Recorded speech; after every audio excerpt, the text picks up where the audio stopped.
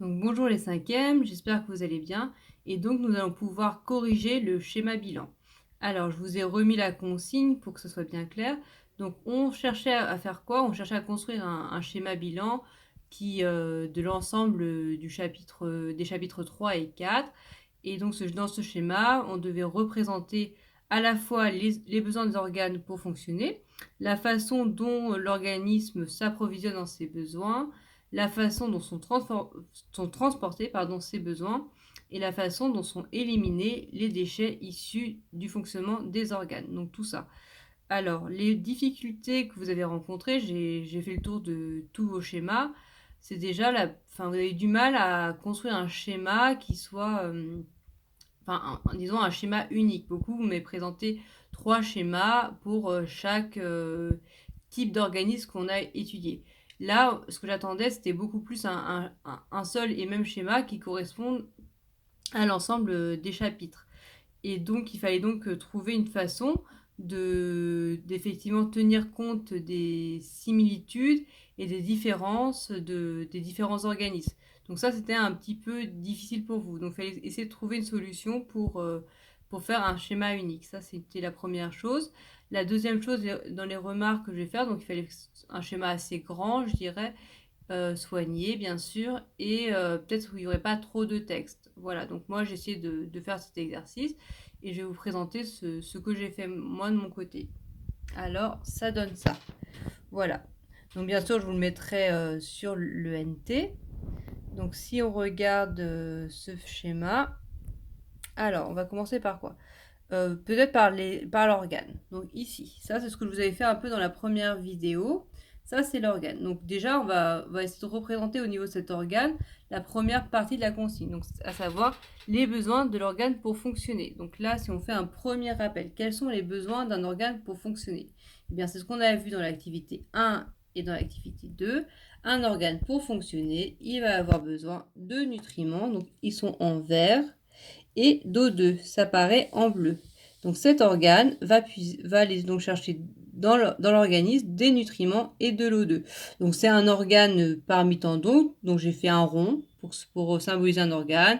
Ça peut être un muscle, ça peut être le cerveau, ça peut être un poumon, ça peut être, enfin c'est n'importe quel organe. Voilà. Donc voilà, cet organe s'approvisionne en nutriments et en O2. Et qu'est-ce qu'il en fait? C'est ce qu'on a vu dans l'activité 3. Ça devient de l'énergie. De l'énergie qui va servir à quoi? Au fonctionnement des organes et à la production de matière organique animale.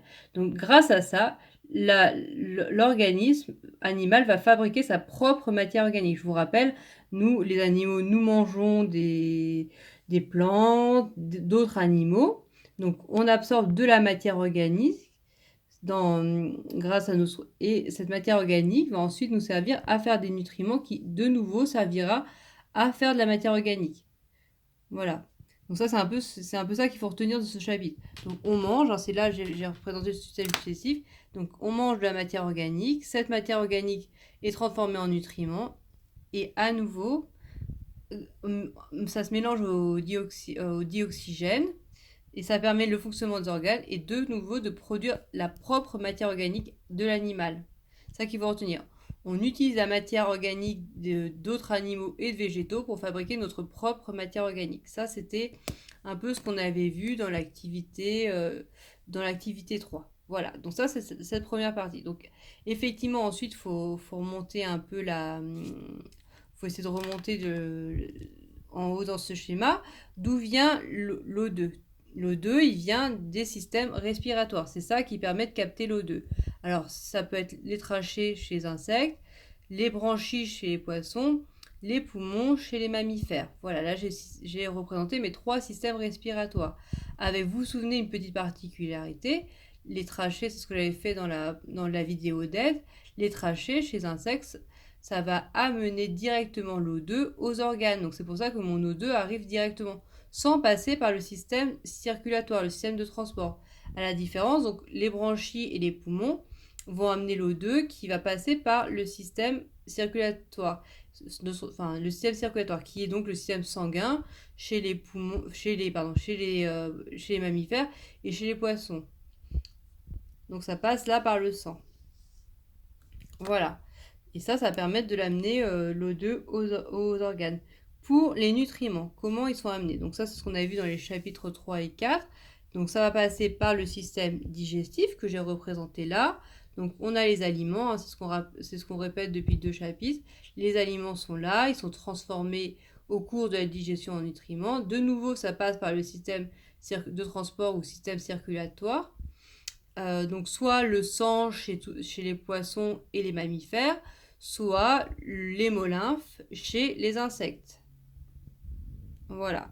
Et de nouveau, c'est amené aux organes. Donc là, on a fait la deuxième partie. On a représenté la façon dont les organismes s'approvisionnent en ses besoins. Maintenant, on a représenté aussi la façon dont sont transportés ces besoins. Ça, on a représenté les deux. Il nous reste une dernière chose à voir, la façon dont sont éliminés les déchets issus du fonctionnement des organes. Alors, comme je manquais un peu de couleur, j'ai fait tous mes déchets en noir.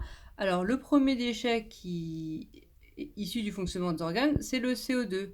Lui, il va pouvoir de nouveau être éliminé par mon système respiratoire.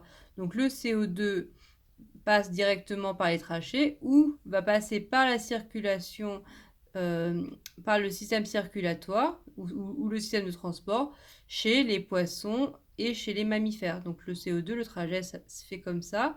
Il passe comme ça et de nouveau, il passe par le système respiratoire. Voilà. Ça, c'était pour le CO2. Un autre déchet des organes, c'est l'urée. Donc, quand les organes fonctionnent, ils produisent de l'urée. Cette urée, elle va être éliminée cette fois-ci par le système excréteur.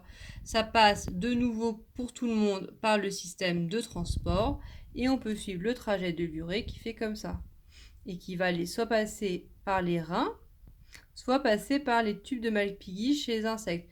Alors pourquoi j'ai mis mes tubes de Malpighi enfin c'est un peu particulier, parce que vous savez que les tubes de Malpighi, ça va déboucher dans le système digestif. Et c'est ce qu'on voit là. Là, l'urée, chez les insectes, on le retrouve au niveau du système digestif.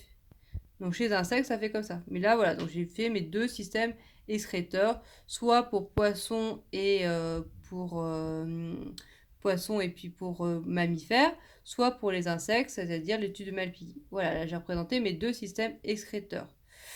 Qu'est-ce qu'on a d'autre comme déchets? J'ai représenté un autre type de déchets également en noir. Ce sont les fécès. C'est quoi les fécès? Ce sont en fait les excréments. Quand tout ce qui n'est pas transformé en nutriments dans le tube digestif est un déchet.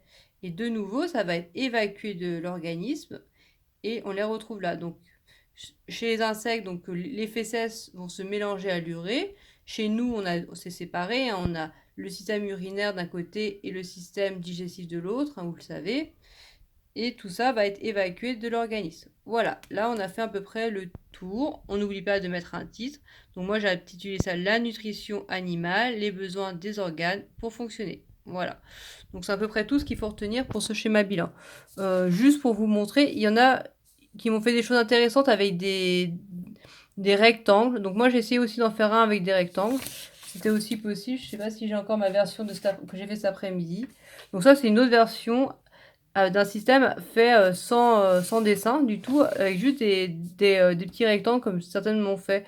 Je vous le mettrai pas sur l'ENT celui-là. Pourquoi? Parce que c'est la tentative que j'ai fait cet après-midi et je trouve qu'il y a beaucoup trop d'informations. Là, j'ai regardé ça, je me suis dit vous n'allez rien comprendre, donc j'ai essayé de faire un truc un peu plus simple dans la soirée, ce qui a donné ce schéma-là que je vous mettrai dans l'ENT. Donc c'est tout pour cette semaine. La semaine prochaine, on entame un nouveau chapitre, ce qui veut dire que cette semaine, vous n'avez pas d'activité à faire. Néanmoins, vous n'avez pas d'activité, vous avez à réviser les chapitres 3 et 4. Pourquoi? Parce que la semaine prochaine, donc jeudi prochain, vous aurez une petite évaluation où il y aura des questions de cours et un petit exercice de réflexion. Donc révisez bien les deux chapitres 3 et 4. Apprenez bien ce schéma bilan que je vous mets ça vous permettra de réviser. Puis on se retrouve mercredi prochain. Voilà, bonne semaine, au revoir.